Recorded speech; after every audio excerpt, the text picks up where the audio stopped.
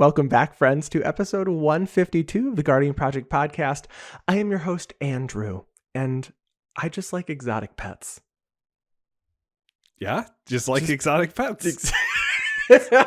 Did you grow up with any exotic? I grew up with birds. My parents had birds. So, the card, exotic pets, but I grew up with a green-winged macaw and an African gray. Wow. Birds are really dirty. Wow. They're just full of dust. There's somebody who lived down the street from us who had a jaguar in their backyard, and I'm pretty sure that was illegal in Southeast Michigan. Yeah, not the car, the cat. No, they didn't have a jaguar. They had a cat. They had a pool with a waterfall. Okay. I'm pretty sure it was a jaguar, is what I was told. My brother was friends with this person. Of course. I never saw it, but that's a pretty exotic pet. Yeah, that intro caught me off guard a lot. And I'm your other host, Mike. And don't forget, if a player controls a permanent of yours and you leave the game, a spiteful repossession of your card is in order. You just snatch it right back. You have to. I mean, per the rules, it goes bye-bye. Spitefully. Please listen carefully. And this is the podcast where we talk about all things Magic the Gathering. But mostly Commander. Oh my gosh, I completely lost my voice there. I have no idea. It's allergies. It really is, folks. Seriously. So we got to see some new packaging that we are getting with Secret Lair. So as part of their sustainability and Secret Lair drop packaging, they announced that we are going to get some really thin envelopes. So the smaller packaging often uses less material and is lighter in weight, thereby creating less waste and making distribution more sustainable. And their new Secret Lair drop envelopes were designed to do just that. So starting with the April 2022 Super Drop, we are going to get some really, really thin. Honestly, they look like the size of if you got a check, from your company with the perforated edges. Yeah. I mean, they don't look much bigger than just a small little envelope. No. No, they really so we should get these pretty soon. We'll have links, by the way, to this in the show notes below, so you can check it out. But I am pretty excited because it says there that we're still going to see some of the slim black border packaging for all of the astrology lands. But I assume going forward, we're going to get this really thin packaging that has almost like a perforated pull tab, so it'll be easy to open. Mm-hmm. I'm all for less waste. Yeah. Because it was a lot that you had to throw away. Yeah, definitely. Now, speaking of the sustainability program, they're also trying this new thing in North American WPN premium stores to recycle your booster packs. So a continued effort in sustainable goals for our stores. We're working with TerraCycle, a company dedicated to finding solutions to recycle typically non-recyclable items, to kick off a Magic the Gathering booster wrapper recycling test. So you can find these cardboard recycling containers that are there only to have booster pack material put in them and pre-release booster material put in them. So no cardboard or anything, but no cardboard. If you've ever been to a draft at your LGS and you saw how many booster packs are left at the end and that's just 24 packs. That might not even be an entire booster box. It really, where do you think all that goes? The material it's hard to recycle, so having a system like this, a place to put your booster packs, is really, really cool. And hopefully they won't be too mad when I come in with a big garbage bag full of booster packs from my house that wasn't opened in the store. And put I them also all like though that it's it reminds me of something you would see at a movie theater, promoting a movie. It's like a big cardboard box that has advertising for the most recent set. I assume will be on these. Mm-hmm. So it doesn't even look like just a garbage can. It's kind of like a, hey, look, this set's out, and if you want to throw away all your booster wrappers, drop them right here. Yes, please be responsible and only put your booster wrappers in these. Don't ruin this good thing. Yeah, don't. Please don't throw pop cans and things in there. Yes, please don't. We are not about that. The Streets of New Capenna survey is also out, so if you are interested in giving your feedback to Wizards of the Coast, go take that survey. They do usually take a couple of minutes. I will say I would say it probably takes 10 to 15 minutes if you are being completely honest. So it's not like a 10 question survey. It's pretty thorough. It asks you how often you play Magic, your preferred formats, how often you buy booster packs and what kind of booster packs you buy, and I always just say I buy too many, and then I play Commander, and I still just buy too many. And then you get to pick your favorite colors. And so you can also pick blue as your favorite and your second favorite color. You can pick it for both? You can, in fact, pick it for both, Nice. which is kind of probably not what you're supposed to be doing. But I learned that on GLHF Magic many years ago, and I think I do it every single time that I pick blue and blue. Sometimes I'll change it up, and I'll say white as number 2. Oh, of course, because why not? Because why not? So the link to that survey is also going to be in the show notes below. So go give your feedback because we're going to get what we want if we tell them what we want. And if you're also looking for a way to support our show, you can head to patreon.com/guardianprojectpod and donate for any dollar amount. And if you're looking for another way to support the podcast, whatever platform you are enjoying the podcast on now, if you could subscribe, rate, review, and leave comments, we would be most appreciative. You can find us online. We're on YouTube. We're on Instagram. We're on Twitter. Just Google Guardian Project Podcast and you'll find us. If you want to email us, you can email us at guardianprojectpod@gmail.com. We really do appreciate everybody who reaches out to us and tags us. We actually just got tagged to do a Pauper stream. Yeah, we did. So I think I have an not Aven Mind Sensor, Aven Wind. Oh God, it's the blue-white one from Amonkhet. What am I thinking? The blue-white tokens. Yeah, my tokens have like flying. Yeah, and it's got embalm. Aven Wind Guide. Wind Guide. Mm-hmm. And you played Bear's Companion. Bear's Companion, good old Teamer Uncommon Commander. Yeah. So if you are interested, we are probably going to be doing a Pauper stream in the future. So if you have any suggestions on uncommon creatures that you would like us to play as our commanders, tweet at us or email us or Instagram us. Yeah, YouTube us. I mean, you can YouTube us too. Yeah, comment on a video from 3 years ago. I just say Bear's Companion. Yeah, that's all. We'll know what you're talking about for sure. We will for sure do that.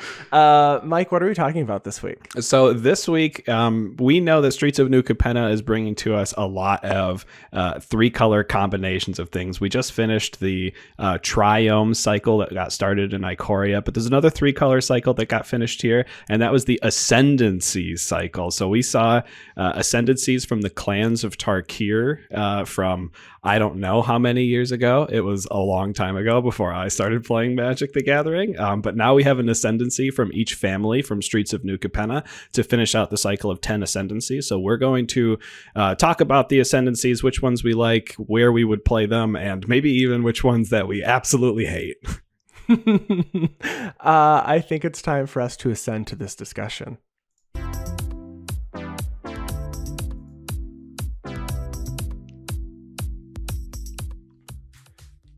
The other thing to remember about this before we go forward, or not even just to remember, maybe just a stipulation, or we're not doing these in any particular order. I'm really trying to say. We didn't do anything, like we're not ranking them. We're just chatting about them, and so this isn't number 1 to number 10, but we definitely know which one would be number 10. We know number 10 for sure, and when we get there, you're gonna hear about it. Yeah, you will. But let's start with Teamer Ascendancy. So this is the green, blue, and red enchantment. So all of the Ascendancies are enchantments, and this is for the Teamer clan from Khans of Tarkir. And this says creatures you control have haste, and whenever a creature with power 4 or greater enters the battlefield under your control, you may draw a card. I really actually like this card. I don't run this anywhere. We talked about this before. I don't have a ton of 3-color decks, but if I did, this just feels like Concordant Crossroads for you with an upside. Now, granted, it's cost 3 mana, not just a single green, but it's very reminiscent of what I want. I run a lot of enchantments that give haste already. To other creatures, there's a few of them in red, but this also has whenever a creature power 4 or greater enters, you may draw a card. So I think it works really well in creature heavy decks and doesn't force you to run instants and sorceries to draw. This is really just repeatable. You play a creature with large power, or you play out a couple of anthem effects that constantly give your creatures +1/+1 or +2/+2, and when they enter their power being 4, you draw cards. Yeah, I definitely see this being played a lot in 5-color like you said, creature decks. I used to play this in my Morophon deck. It wasn't great in the humans version of it, so it did get cut, but in the Eldrazi version of it, all of those creatures were definitely greater than 4 power, taking into effect that you get that draw. Because, when I look at this enchantment, like the haste enabling by itself might not be worth the 3 colors, and the card draw itself might not be worth the 3 colors, but combining the 2 together, it's definitely worth a 3 mana enchantment in 3 different colors. The closest one that I saw was Garuk's Uprising, which is just a green enchantment for 2 and a green that only has the card draw portion of it. It does give your creatures trample as well instead of haste, but I think haste is a much stronger keyword for commander. In combination with trample, don't get me wrong, it's way, way, way good. But haste allowing you to just, get a brand new board out there, swing with all of it, and finish out a game. I think it's stronger to have and puts it above Garuk's Uprising. Yeah, I think the decks that I've seen this most played in, even at our LGS or even online over the pandemic, are decks like Animar, Soul of the Elements, which is just a very good creature-based deck that says creatures you cast cost 1 less to cast for each +1/+1 counter on Animar. So you're making your commander stronger because when you cast a creature, you put a counter on it, and then you're eventually going to play a lot of big creatures. There could be some Eldrazi in that too, I guess. So I've definitely seen that. So it kind of just works really, really well with Animar. I was looking at even some decks that could just utilize this, like even partner decks, and I'm not sure where I'd put it, but it works really well in Animar. I also assume that it would work really well in decks that are playing things like Beastmaster's Ascension, where your creatures are just huge. So things like that. But I think Temur Ascendancy is probably one of the better ones as far as commander goes, because just giving haste alone, even if you're not taking advantage of the second half, just giving only your creatures haste is great, because then you don't have to throw cards like Anger into the graveyard, and you don't have to try to specifically play cards like Fervor, because this is an upside. Although Fervor is only 1 color, you can play both. Yeah, why not both? Yeah, definitely. Yeah. So Temur Ascendancy, top notch. It's a top notch enchantment. Another top notch enchantment we have here, one that's gotten to see more play in very recent time, at least in the play pods that I've been playing in, is Mardu Ascendancy. So Mardu Ascendancy for a red, a white, and a black. Get an enchantment that says whenever a non-token creature you control attacks, put a 1/1 red goblin creature token onto the battlefield tapped and attacking. Then you can sacrifice Mardu Ascendancy to have creatures you control get +0/+3 until end of turn. So this one really cares about attack triggers, and as we know, there have been a lot of attack trigger matters stuff happening in the Kamigawa Neon Dynasty set, particularly Ishin 2 Heavens as 1 was printed in there, which is a Mardu human samurai 3/4. It says if a creature attacks, a creature attacking causes a triggered ability of a permanent you control to trigger, that ability triggers an additional time. So it's going to fit in those attack trigger-esque decks. And in the Mardu colors, it fits really well because that's typically what Mardu tries to do. Yeah, this is one that I don't think I have ever played this card, either in Commander or even in Limited or Cube or anything. But I like that it works really well with non-token creatures that are swinging frequently, which is what Mardu does. Right. And I think that it does work well with a lot of recently released commanders. But I don't think I've ever seen anybody else play this against me either. And even taking a look, decks like, Saskia the Unyielding, really, really strong. But even like Trin and Sylvar would, I think, really like this, because you're swinging with Sylvar, making tokens, and then sacrificing the human tokens you make with Trin, but then you can kind of leave along a goblin here. So it feels like you're not losing everything with the way that the deck works. It kind of almost complements the way that deck works. Yeah. If I can somehow fit this into my Rafine deck, it would work really, really well to just, put more attackers on the board. Maybe there's a 5-color attack triggers deck someone has out there where they already have a Rafine and they can combo it with a Mardu Ascendancy. But I also looked at this one. The tokens that it's creating that are tapped and attacking are goblin tokens. And I was wondering if there was like a Mardu goblin theme out there. And there's not much. We do know that there is someone that I know both of us have played with this person. I don't know if both of us played Jason against. Alt has an Extus Auric Overlord. Ooh, that was a very hard word to say. Yes. Goblin themed deck specifically built to play Awaken the Blood avatar as many times as you possibly can. So Jason Alt, if you're on Twitter, you've probably seen Jason Alt. Yes. So I'm not sure if Jason would be playing Mardu Ascendancy in his deck. He tends to only swing with the tokens that get made on the flip side of Extus with Awaken the Blood Avatar, and the tokens wouldn't trigger Mardu Ascendancy. But maybe there's enough other goblins in the deck where it actually is a Mardu Goblins deck that cares about the goblin creation specifically from Mardu Ascendancy. We'll have to reach out to Brainstorm Brewery and ask them if we'll just send an email. We'll just say, Jason, do you play Mardu Ascendancy? That's all we'll say. Perfect. Very cool card. The next one is actually one that I played in my Abzan Counters deck. So this is Abzan Ascendancy. It is white, black, and green for an enchantment that says when it enters the battlefield, put a +1/+1 counter on each creature you control. And it says whenever a non-token creature you control dies, you make a 1/1 white spirit creature token with flying. So I think this is a very strong card. It was very, very strong in limited. I've seen this, in cube, type formats, I guess, or just limited where folks want to play with this. But I played this in my Nakara and Yannick deck. So Nakara Lair Scavenger and Yannick Scavenging Sentinel. So this came out with the Ikoria decks. They were the partner commanders in. Is that Cathril? I think that's the commander that led that one. Because it just cared about counters. So Nakara cares about when a creature you control leaving the battlefield having any type of counter on it, and then you draw a card, and then Yannick gets counters when it enters by exiling another creature, and you get counters equal to that creature's power. So that worked really well. I feel like this is the loopy Ascendancy. Like you can create loops because this was created at a time before they started doing do this only once per turn. I mean, I guess it existed, but they didn't put it on as many cards as we see it happening with now. So maybe, we've realized there's a lot of combos. So I feel like this is the loop one, though, because you can play with cards like Luminous Broodmoth. You can have things removed. You can have them come back with flying counters on them, +1/+1 counters. It does a lot. And then you make spirits.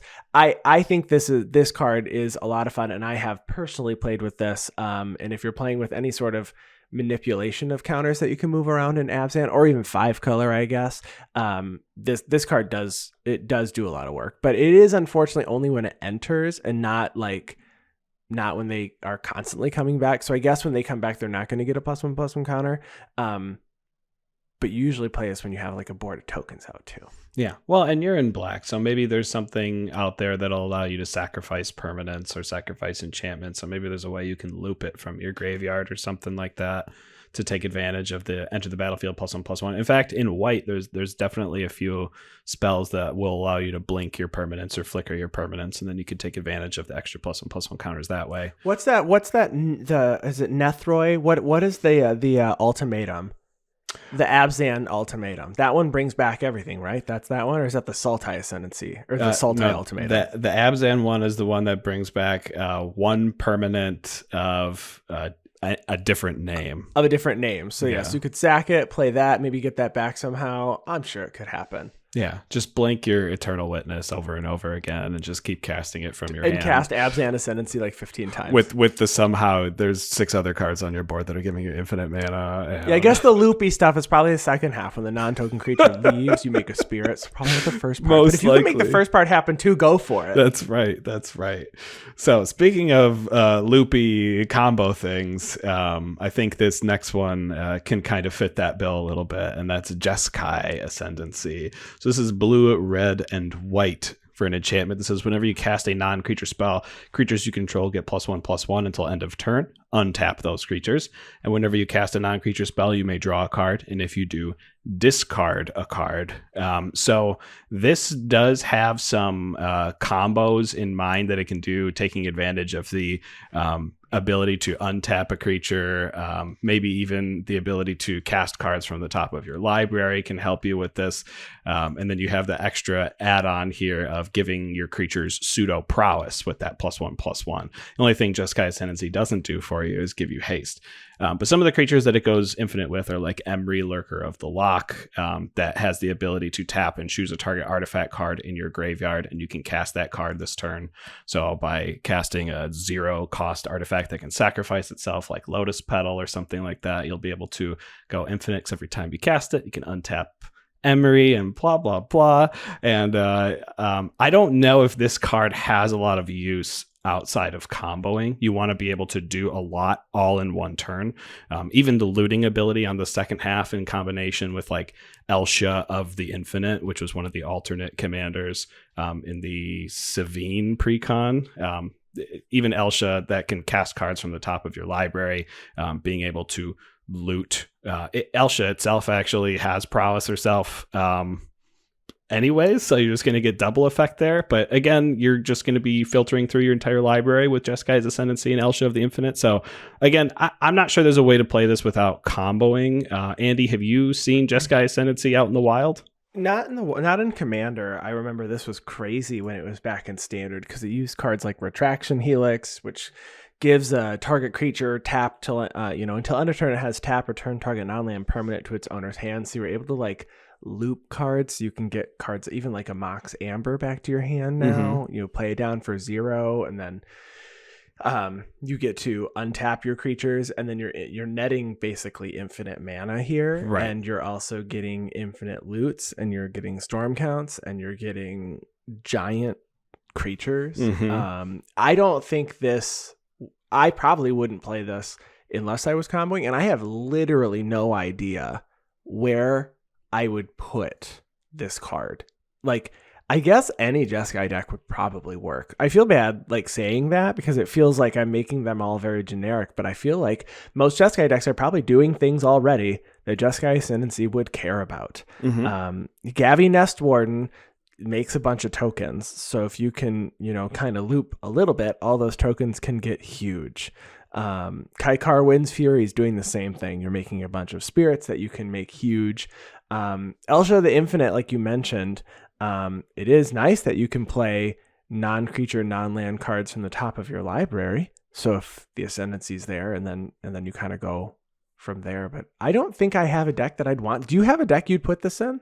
Maybe like a Cody Vociferous Codex deck would be really good for it. Like a 5-color Spellslingers deck, something like that to help untap your creatures could be okay. I do like the fact that it does just combo completely with Sprout Swarm. So if you could try to fit that in, and Sprout Swarm is a 2-mana instant with Convoke and buy back 3, so you can tap your creatures to cast it, and if you pay 3 extra, you can put it back in your hand, and it creates a 1/1 green sapling creature token. And if you have, when I did the math, it was like 12 or 13 mana to begin with, you can actually just go ahead and make infinite Saprolings with just Jeskai's Ascendancy and Sprout Swarm by constantly using the Saprolings that you make to convoke out a new Sprout Swarm. Hey, you didn't think this was going to be an episode on combos, but here we are. Hey, it's Jeskai's Ascendancy. You can't talk about it without combos.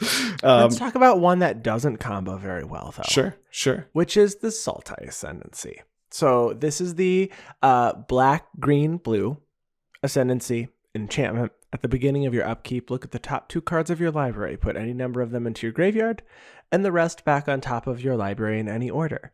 And I think my issue that I have with this card is just how slow it is. So the other ones that we've seen so far do something right away. One gives haste. One has make goblins when you swing. One of them combos you nearly immediately, and you can loot when you cast a spell. Absian Ascendancy puts counters on things, and you can...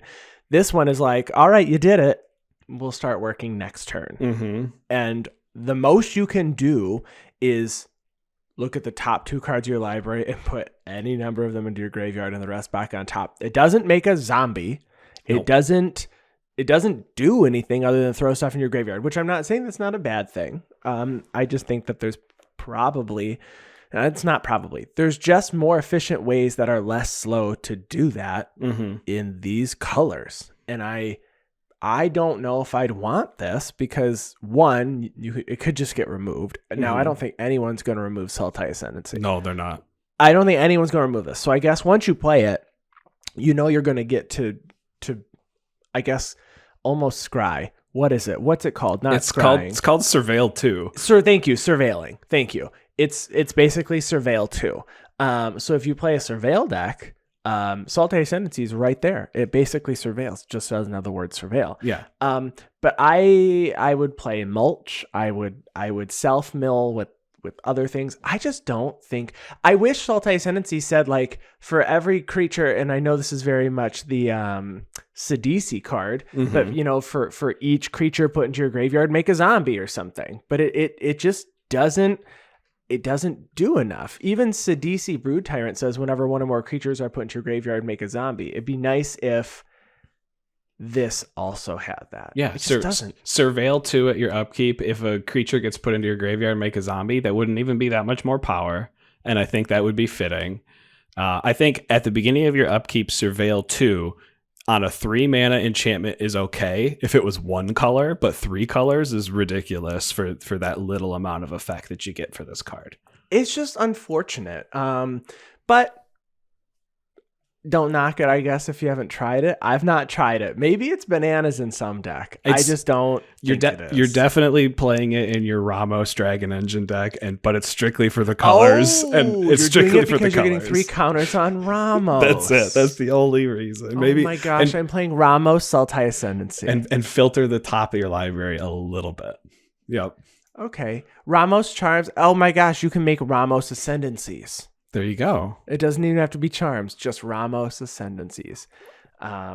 Yeah, I don't have much else to say about Sultai Ascendancy. No, we can move on from that. Let's talk about Maestro's Ascendancy. This is the good one. This is the one that we'd normally call it Grixis colors, but these are Maestro colors. So for Maestro's Ascendancy, for a blue, a black, and a red, you get an enchantment that says once during each of your turns, you may cast an instant or sorcery spell from your graveyard by sacrificing a creature in addition to paying its other costs.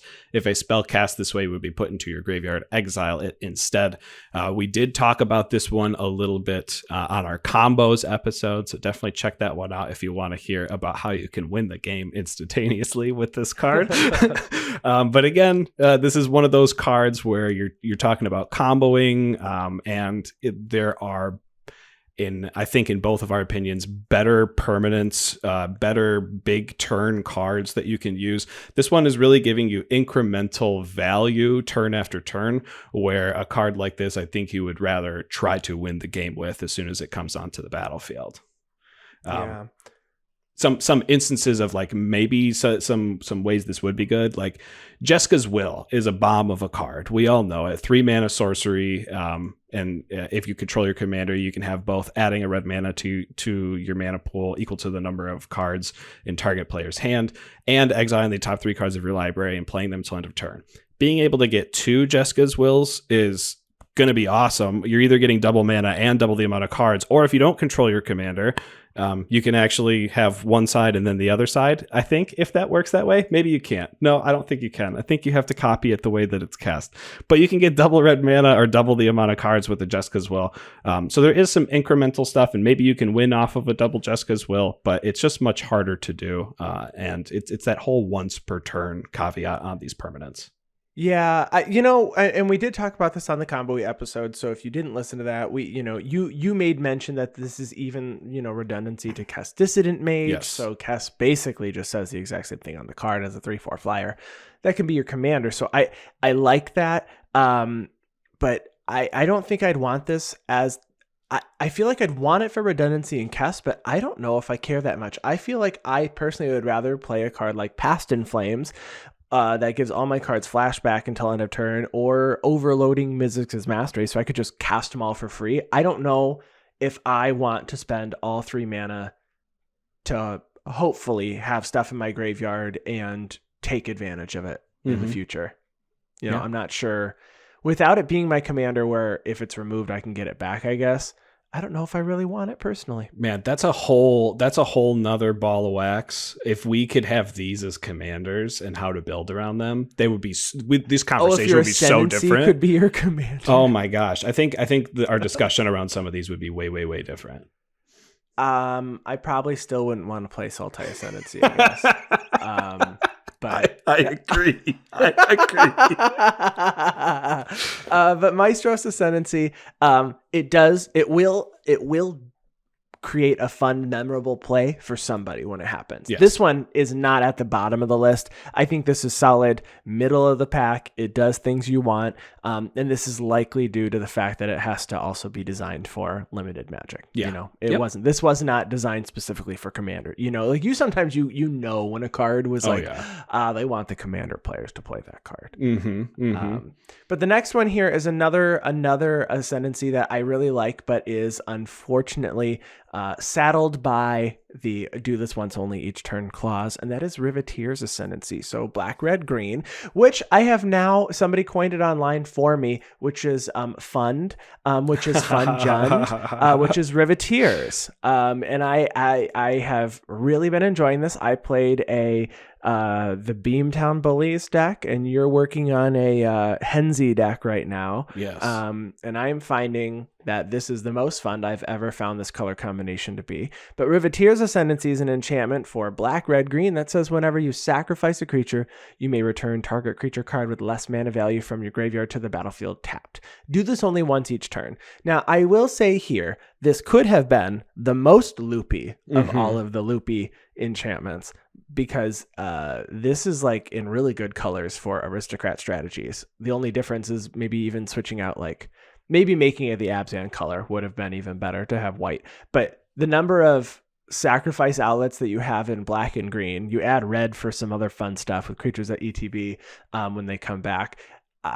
I just so wish this didn't have only once each turn, but I understand in standard we're dealing with like the blitz mechanics, so creatures are already being sacrificed, and casualty. So casualty is sacrificing creatures as well. So those cards that are supporting those three color combinations work really well. So it might have been that Riveteer's Ascendancy was a little too strong, if for a standard environment, or what Pioneer will eventually be. Sure. As once that comes to fruition. But I really like this enchantment. I have enjoyed drafting it. I have enjoyed playing with it. I have not played it in Commander yet, but I feel like I would throw this one in, because if I'm already playing in these three colors, I'm likely sacrificing something, so I will probably get value. However, it doesn't have immediate value. It does not work alone. It requires other things to be happening for it to do anything. Yes, it's definitely important to note that it does say whenever you sacrifice a creature, so it can't just die to combat damage or anything. Even if you yell, take me as sacrifice or anything while it dies, it still doesn't work as being a sacrifice creature. But I really like this enchantment a lot, and I know it can only happen once per turn, but I know that you probably know I play a deck called Shirei, Shizo's Caretaker, every once in a while, and those creatures can only die once per turn as well, and they come back at the end step. So if you treat it more like that, and that you can only do one thing per person's turn, I think this is one of those cards, and we just talked about being able to build around the Ascendancies would be cool. This is one of those cards I would love to be able to build around, because using like a free sacrifice outlet that you get from like an Altar of Dementia, which sacrifices a creature and has a player mill cards equal to the sacrificed creature's power, or an Ashnod's Altar, which sacrifices a creature and adds colorless mana. So with a free sack outlet like that, you'll be able to sacrifice creatures on everyone's turn at instant speed. And actually with Ashnod's Altar, it's even producing mana, so that gets around split second, in case you're ever worried about that. But in combination with like a Protean Hulk and a Phyrexian Delver, you can kill Protean Hulk, get Phyrexian Delver from your graveyard to the battlefield, and bring back Protean Hulk, and just get Protean Hulk value on every single person's turn. Gross. By the time it gets back to you, you have 4 turns worth of Protean Hulk value. So there's definitely, it might just take turn to turn to turn to do it. But there's definitely some loopy stuff you could do with this card. And I don't have a sacrifice deck right now that's Jund, other than the Henzi Toolbox deck that I'm building right now. It doesn't focus around a lot of sacrifice other than just the blitz mechanic, but maybe it's something I can put a combo like this in there. I think this does fit in most of those kinds of decks. I feel like people playing Zeotora want this, but also a deck that really does this super well is the Shattergang Brothers. Oh, yeah. They have sack a creature on their face. So you can sack a creature, bring another creature back from the graveyard with less value. Obviously, it's lesser, so you have to figure out a way to kind of keep the chain going. But with Shattergang Brothers, you could pull a Shirei Shizo's Caretaker off with the two of them having a bunch of stuff in your graveyard. So I feel like the Riveteer's Ascendancy is like prime for breaking somehow, and it just hasn't happened because the commanders that I immediately think of or kind of recognize with my eyeballs that would work really well with it are kind of older, and they're just not being looked at right now. So sure, maybe we need to be that person. I'm happy to build a Shattergang Brothers deck. No, actually, please don't. I regret everything I've said. I regret it now. No, it's fine. It'll be a lot of fun. Awesome. Okay, so we talked about Riveteer's Ascendancy. We talked about Maestro's Ascendancy. Next one, let's talk about... We've actually talked about a lot of Ascendancies. We talked about a lot of them, but I'm specifically talking about the new Capenna families. The next new Capenna family Ascendancy here is Broker's Ascendancy. So Broker's Ascendancy is the one for green, white, and blue. That says at the beginning of your end step, put a +1/+1 counter on each creature you control and a loyalty counter on each planeswalker you control. So this is fantastic. This is doing work the turn that it comes out at the end step, but that's okay because it's still going to happen unless someone board wipes at instant speed, and if that happens, cool, they did it in response to your 3-mana enchantment. You did it. But this is a very cool deck just for a go wide creatures deck. I know I've been seeing a lot more of Kodama of the West Tree in Commander. I think this is starting to be a green creatures Commander staple. It's a 3-mana 3/3 with reach that says modified creatures you control have trample, and putting a +1/+1 counter on each of your creatures at end step is going to make them all modified. And then whenever a modified creature you control deals combat damage to a player, search your library for a basic land card, put on the battlefield, tap, then shuffle. So that's like a harvest season from Amonkhet, the rare, that you could go get a basic for each tapped creature you control. But this happens every single turn with Kodama of the West Tree. So Broker's Ascendancy comboing there with that. And on top of the fact that it also just puts a loyalty counter on all of your planeswalkers at end step. This particular enchantment fits within the color scheme of Atraxa, a very popular commander for planeswalkers because of the proliferate ability. So you're basically putting 2 loyalty counters with Atraxa and Broker's Ascendancy on the battlefield at every single end step, which is even going to save your planeswalkers from combat damage in a lot of cases. Yeah, I like this card a lot. It's the card that finally got me a 7-win draft nice. On Arena. So that alone feels almost unbeatable. It feels unfair when you play it because if they don't have enchantment removal and you play out stupid 2/1s and 1/4s, after 3 turns they cannot swing at you anymore, and then they have to have blockers of their own. So that's really cool. But I think this would do work in token decks, and it doesn't limit the number of counters to token or non-token creatures because it just works well with everything, and it works well with planeswalkers. So ending just a few turns could put you so much further ahead of your opponents. Just saying, you know what, I pass, it's fine, I'll get a counter on all these creatures. You're in colors that give you counter spells and give you access to instant speed protection. So you've got heroic interventions, things like that, flawless maneuver if you're in the Broker's colors. And I was trying to think of a commander that I want to play this in, and I initially thought like Sidar Kondo would be cool, but you're with Broker's Ascendancy after a few turns, your creatures aren't going to have power 2 or less. They're all just going to be huge because that's so I'm not sure the best commander that I want to play this in, but I absolutely would play this in a deck that has these colors and is a go wide strategy. Maybe even the new Rigo Streetwise Mentor, one of the alternate commanders. Oh no, this is actually from Streets of New Capenna. So this is when creatures with power 1 or less attack, you can draw a card. So like you can take value early, but then later they just get bigger. Or even Kroos, Defense Contractor, which is one of the alternates from the precon. And it's whenever you put 1 or more counters on a creature you don't control, you tap it and goad it. So if you can move counters around and shield counters and I feel like this is also going to do work. Broker's Ascendancy. Like, we're not going to see it often, but when it comes out, we're going to go, I wish I had a removal for that Broker's Ascendancy. See, I like all of your suggestions because they were like unique and creative, and all I could think of was like, it's probably okay in Estrid the Masked. It's probably okay there. Yeah, it's probably very good in Estrid. It's probably, I see that you have a note for Atraxa. Yeah. Oh, it's huge does. in Atraxa. I know. I know, Andy. You like to talk about how when planeswalkers take damage, it's effectively you not taking the damage, so it's like giving you more life. It's life gain. So with an Atraxa and a Broker's Ascendancy, you have 2 times your amount of planeswalkers. You're quote unquote gaining that much life per turn. Yep. By doing it as well. So yeah, it deters people from hitting you too, which is pretty cool. Yeah. Broker's Ascendancy is great.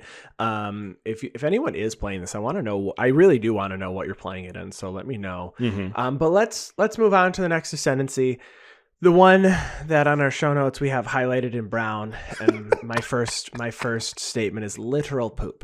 I really dislike this Ascendancy so much. I think it's just so not good. Mm-hmm. And this one is the Obscura Ascendancy. So white, blue, black, and it's an enchantment that says whenever you cast a spell, if its mana value is equal to 1 plus the number of soul counters on Obscura Ascendancy, put a soul counter on Obscura Ascendancy, then you create a 2/2 white spirit creature token with flying. Then it says as long as there are 5 or more soul counters on Obscura Ascendancy, spirits you control get +3/+3. Am I in a circus? Because that's a lot of hoops to jump through. It is the most hoops that you could have to jump through to make something work. So not only do you have to have this Ascendancy, you have to have mana value 1, then 2, then 3, then 4, so you also have to have the right mana value spells in your hand. Mm-hmm. You have to have at least, I guess if all you want to do is make 2/2 white spirits because you're playing a spirit commander that's in Esper colors, I guess it's probably fine. But I limit the number of 1 mana spells in a lot of my decks. Ponder and Preordain are some Ponder's kind of coming out of a lot of my decks. Preordain, I'll still play Preordain. Mm-hmm. Like Brainstorm, I guess I'll play Brainstorm. But like the number of 1 mana spells I'm playing is pretty low because eventually you're just going to get out. All the higher mana value spells. If you have 6 mana, it's probably better to play a 6 mana spell because it's going to do something more than a 1 mana spell. Yeah. In most cases. I understand there will be like playing the Locust God. You should probably play all the 1 mana draw spells. Sure. Yeah. But in Obscura Ascendancy, you have to have 1, then 2, then 3. And you have to do it at least 5 times so that those 2/2 spirits become 5/5 spirits. All they have is flying. They can get destroyed. Mm-hmm. Yeah, that's not very good. What it does. I was trying to think of like ways you could break it or something, and the best I could come up with is Zur the Enchanter can find this immediately, and Zur the Enchanter fits the right color scheme, and Zur the Enchanter can also find a different enchantment called Solemnity that says players can't get counters and neither can artifacts, creatures, enchantments, or lands. So if you can somehow get like 1 counter on Obscura Ascendancy before a Solemnity gets resolved on your side, and then under an Isochron Scepter, put a 2 mana instant there that you can somehow loop over and over and over again, it can be a pretty good 2/2 generator for you. And I think don't know if it does that. This says put a soul counter, then create a 2/2 creature. But if you're not putting a soul counter, I don't know if the then happens. Oh, maybe it can't complete it. Maybe it can. I have no idea, actually. This is one of those weird, I feel like the if then type deals. And I feel like there's probably some ruling that if you don't do, it's still really early, obviously, in the ruling. I don't see any rulings on this card yet, right. But I just wonder if there's a Solemnity out, if you even can get a spirit, because you're not putting a soul counter on it. Well, that would make this other thing that you had to jump 12 loops through to make work not work, and you still have to jump through the original 5 hoops for this really weird Obscura / Esper Spirits Matters anthem. I do like that you found a way to make the complicated bad one even more complicated. Yeah. And I don't think not that much less bad. I think it's easier to assemble because you have Zur finding 2 of your permanents for you. Okay, maybe that's true. Maybe that's true. So Zur is the best deck for the literal poop enchantment. But the other thing that I do feel like is, as I feel like, oh, I want a cool card that, I usually like to play cards that have like a lot of complicated, requirements. This like Strixhaven Stadium feels like that. You have to deal 10 get 10 point counters removed and you win the game. And I feel like this is a card where they're like, look, Andy, you can do this. And my reaction is like, oh, but not like that. No, like that's not what I wanted. Yeah, that's not what I had. Excuse me while I go win with Halo Fountain 10 times before I can even get this thing to 5 counters. It's way easier. The other thing is, aside from Zur, I do not even know a deck that I'd want to play this in. Is there an Esper Spirits commander that I don't know about? Is there Esper Spirits? I know there's Azoria Spirits. I mean, I guess you could play. In Esper, most of the stuff you're seeing is artifact based. Yeah. I mean, in most cases, I don't know what Spirit Commander I'd play. Maybe you just play it in a tribal deck. I mean, Alayla makes fairies. They're not spirits though. I mean, Morphon Changelings. There you go. You could just do a generic creature, tribal based deck, and Obscure Ascendancy I guess could work, but maybe you get a soul counter and you put it in Atraxa. This is in Atraxa colors, right? Yes. Yeah, Atraxa has everything but red. So correct. You play Obscure Ascendancy, Atraxa, get a soul counter, and then you just rely on the proliferate and you don't have to deal with the rest of the hoop. So maybe you could do that there in a Planeswalkers deck so you have a couple of spirits to block. Okay, all right, I could see it there, but I'm still not a fan. Atraxa Spirits actually sounds okay. Like you would think that green maybe doesn't have that much, but Kamigawa gave green spirits like a lot of good stuff there. So actually this might be killer. We might have just found it. We might have figured it out. Is it not terrible anymore? Who knows? Okay. The last 3-color Ascendancy here on the list, finishing out the Streets of New Capenna New Ascendancies, is Cabaret Ascendancy. For a red, a green, and a white, you get an enchantment that says at the beginning of your upkeep, look at the top card of your library. If it's a creature or planeswalker card, you may reveal it and put it into your hand. If you don't put the card into your hand, you may put it on the bottom of your library. So this is like scrying 1. But you could put it in your hand if it meets certain criteria, and that's what it does for 3 mana of 3 different colors on an enchantment. Yeah, I mean, I guess it can get you a creature. This feels very much like Descendants Path to me. Like it feels like a trap card. So Descendants Path was a card that it's an enchantment, and you can reveal the card. And if it matches a creature that you actually have on the battlefield, you can like put it on the battlefield. You cast it basically for free. Yeah, it says at the beginning of your upkeep, reveal the top card. If it's a creature that shares a type, you may cast it without paying its mana cost with a creature you control. Otherwise, you put it on the bottom of your library. And I feel like I don't want to spend 3 mana to just scry 1. If you're playing a very creature-heavy deck, you're probably playing a card that will draw you cards more efficiently, and I don't like scry. I took out the scry lands. I don't like the scry lands. I actively remove them now. I just don't value scry. Maybe that's why I don't like playing Amanatu and stuff, like the manipulating the top of your deck, like Enet. I used to try and do those.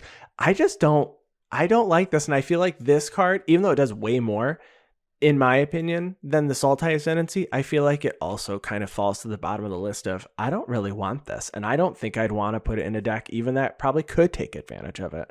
Yeah, I think I agree with you. I mean, even the example that you gave is putting the creature directly onto the battlefield, and this is only putting it into your hand, and this is 3 colors versus 1 color. And I know there's the extra loop that you have to go through where it has to share a creature type with you, but just to get that simple maybe card advantage, I don't think it's good enough. I don't have a Naya deck to put this in regardless, but I'm not putting it in any of my 5-color decks either. Probably still goes pretty good in a Ramos Dragon Engine deck, though, if you're looking to get one of those. Listen, if you're playing Ramos Ascendancies, Coyle, maybe I have to do that because I got one of those cool Ramoses with the etched foiling. Oh, yeah. When Commander Legends came out, and it's just been sitting in my trade binder. Like, it's a cool card. Maybe I should do that. You have 89 other cards you got to put in the deck, though, too. I mean, a lot of them are going to have to be lands because I'm in 5 colors. So I'm going to have to figure out how to do that. But yeah, Cabaret Ascendancy, as cool as the artwork is at that party, and there's like purple glowing halo and green glowing, it's not for me. So I'm not sure I want that. So we do want to hear from you, though, on what your favorite 3-color Ascendancy cards are and where you've put them. We didn't want to do this as ranking because I didn't feel like it didn't feel right to just rank them from best to worst because I don't think they're all going to be played as much as one another anyway. Correct. But this isn't the final Ascendancy, and it didn't feel right to leave out the honorary Ascendancy from the best plane in existence. So we got to at least mention it for a second. And that's Simic Ascendancy. It's green and blue. And it's enchantment that says pay 1 a green and a blue. You can put a +1/+1 counter on target creature you control. It also has whenever you put 1 or more +1/+1 counters on a creature you control, you put that many growth counters on Simic Ascendancy. And then it says at the beginning of your upkeep, if Simic Ascendancy has 20 or more growth counters on it, you win the game. It has a lot. I feel like it has way more text for being a 2-color Ascendancy than all of the 3-color Ascendancies, and it's an alt win con on its own that is busted in the right deck. That's right.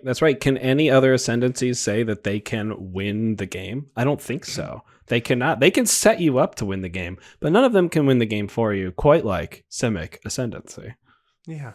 So we had to make sure that we mentioned it, and if we were to put this one on a list somewhere, it'd probably be kind of higher towards the top. Honestly, I think it's way towards the top. I mean, just something that can like throw +1/+1 counters on all of your stuff all the time. It's especially with all of the modified mechanic that we have now that's just that we're seeing often everywhere. Yeah, and that Kodama of the West tree only costs 3 mana, and you think it costs 5, and it doesn't. It costs 3. I can't believe it only costs 3. It comes out so early. It's so good. It's so good.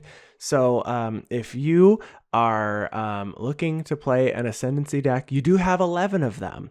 I actually would like to see more Ascendancies in the future, and I expect that we will see more. Maybe when we go back, if we go to Alara, maybe we'll get the other ones. So we'll actually get Bant Ascendancy and Esper Ascendancy. Maybe we'll get 5 more. Who knows? Or we'll go somewhere else and they'll have families or clans or teams. It's going to be the set where it takes place on like at a business. This is the accounting Ascendancy. Okay. This is the finance. This is the IT Ascendancy. See, I kind of want to see 4-color Ascendancies and 4-color charms for that matter too. But I think we have to get to a pretty chaotic state in the Magic universe to start seeing 4 colors. I think those will have to be like a supplemental product. Probably not. Probably which not I'm fine. Standards. Your Tiller's Ascendancy, bring it on. That's the only 4-color combination I can think of off the top of my head.